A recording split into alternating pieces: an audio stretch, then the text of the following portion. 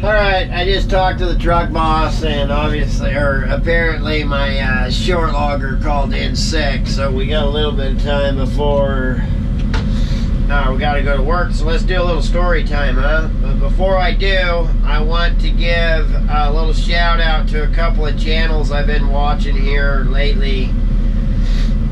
One of them being Tripper the McCulloch Man. Tripper the McCulloch Man. Super cool dude. Really, I mean, he's great. A little bit of everything. He does some axe restoration or restoring, whatever you want to call it, like Buck and Billy does. Not near the scale that Billy does. A little bit, one at a time type thing. Really neat axes. And he's a really neat guy, too. He's got a pretty cool little channel. If you get time, check him out. And Larson Timber. That's one of the fellows that we met there at the logging show. That's been a subscriber of mine and Wade's. Got to spend a few hours with him at the logging show. Really super neat guy. He's a smaller owner-operator type thing, so you get a little bit different view there too. And he's got some cool stuff going on, so if you get a chance, check out Tripper the McCulloch Man and Larson Timber.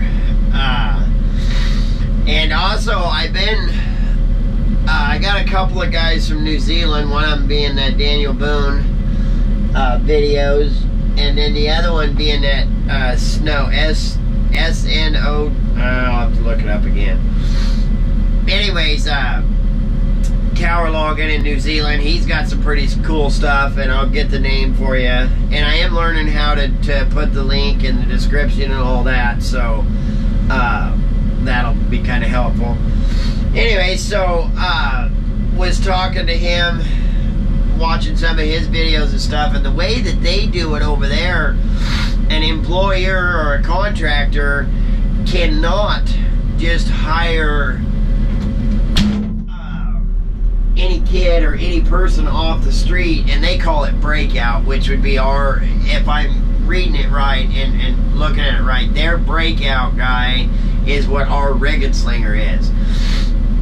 Anyways, you can't just hire anybody to be a rig and slinger. You have to have a certain amount of hours in the field training and certain classifications for each job title, and if you don't reach that classification, you cannot be hired for that position. And as a matter of fact, another guy I was talking to is working on a swing yarder with mobile tail holts because he could not get the classification to be a breakout guy. So he just moves the mobile tail hold for the grapple yarder and sets a few chokers here and there or spots them. So that's kind of cool. And so I had him send me the link to their classifications and their safety, whatever you want to call it. And I've been reading up on it, and it's pretty cool. It really is. I think they took it a little too far because, for here they took it too far because you'd never be able to find anybody that had them kind of qualifications for each job classification or for each job title. But I do think it's a good idea. I really do think it's a good idea, so that you don't get these 18,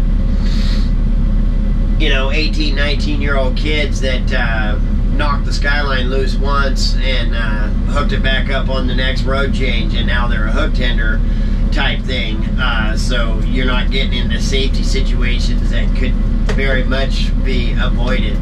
But like I say, they took it a little bit too far. But I'm going to finish reading up on it. There's quite a bit, actually. And then I'll put a link out to that. So if you guys want to check it out, you can. It's pretty cool. Thomas Gross made a comment about just being lucky that people show up for 3 or 4 days a week, and you're absolutely right. And if anybody that's watched my videos over the last couple of months, actually, you've seen how much trouble we're having with people showing up 5 days a week, and it's absolutely horrible. I have no clue how anybody ever makes a living doing that, but that brings me to a kid that I had pulling rigging for me, and his name was Mike, and I cannot remember his last name. Damn good little rigging slinger. But he was horrible about making it 5 days a week. Never. And during fishing season, you were lucky if you got him 3 days a week. And normally he would miss either Friday or Monday. Every week. He missed 1 day every week. But I had been working so short-handed so long that I just had to put up with it. Anyways, finally one day I got fed up with it, and I asked him, I was like, Mike, why the hell do you only work 4 days a week? And he looked me in the eyes and as honestly and as innocently as he could said, because I can't afford to only work 3 days a week. And I said, well, Mike, that's the only reason I'm not going to fire you, is because you're being honest about it. We ended up parting ways later on down the road. I don't remember why. I probably just ended up getting fed up with it. But I could not, I mean, I can't believe that he said it, but I was like, teeny crickets. And he was young enough, still lived at home, that, and I suppose probably part of it's jealousy. That, you know, I put myself in a position, and I love the position I'm in, being married with the kids, that only working 5 days a week is hard to get by. But I thought that was kind of pretty cool of him to say, you know, that he worked 4 days a week because he couldn't afford to only work 3. Story time is going pretty good. Like I say, now that I can't believe I forgot that thing's Bluetooth. I just got to figure out the range, and I looked on Amazon, and there's some wireless mics on there, fairly cheap, you know, 30 to, well, you can go clear up $300-400 for some of them mics. I ain't got that kind of money. Maybe this summer we start getting some more hours, and there was a couple on there that had pretty decent reviews, and they were like $35-40. So if I get a little bit of money ahead, I'll try to get one of those, because I think it would absolutely help the channel out some. Plus, I need to start getting more outside stuff. I'm sure you guys are getting tired of looking at just me. That's why I'm going to try the different views.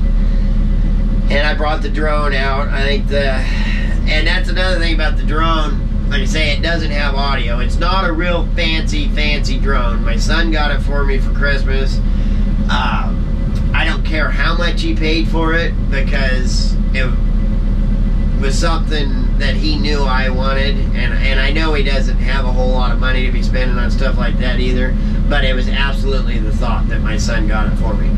So I'm going to use it as much as we can. It does take pretty good video. I was actually surprised that it flies really easy. And seeing how I'm kind of into, or not kind of, I am into the RC. I tried the airplanes. They're alright. They're really easy to fly. Helicopters. I've got 6 or 7 helicopters. Most of them are the smaller, you know, scale. Really hard to fly. I do.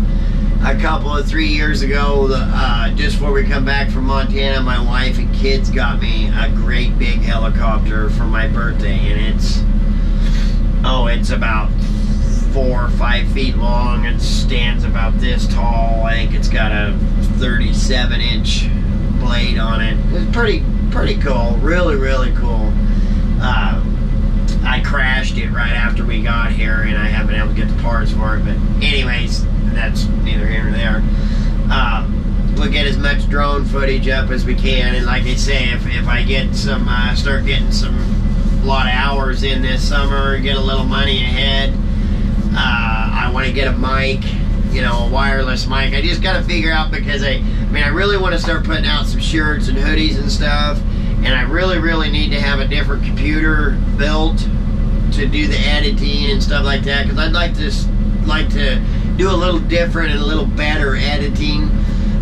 So right now it's kind of a priority thing. You know, what do I need more? Do I need the wireless mic more? Do I need the shirts more? You know, and obviously, like I say, I can pick the mic up anywhere from $30 to $400, where the hoodies and the shirts, it was you know, an $800 bill for those, and then a computer, I'm not sure what that costs. So we'll play with it and see what happens, and eventually, if I ever, you know, really start making any money off of this YouTube, that's what my plan is to put the money back into the channel. You know, use that money for buying shirts and hoodies and stickers and you know, for giveaways and stuff. So that being said, you know, don't forget to hit the like button, subscribe, comments. I love everybody's comments. I really, really enjoy watching people have conversations with other people through the comment section. And then next, you know, you see a, well, here's my email address. You know, why don't you email me? I think that's pretty cool. You guys are, you know, people are becoming friends. So, sounds like somebody's coming in. I'll get back to you guys in a bit.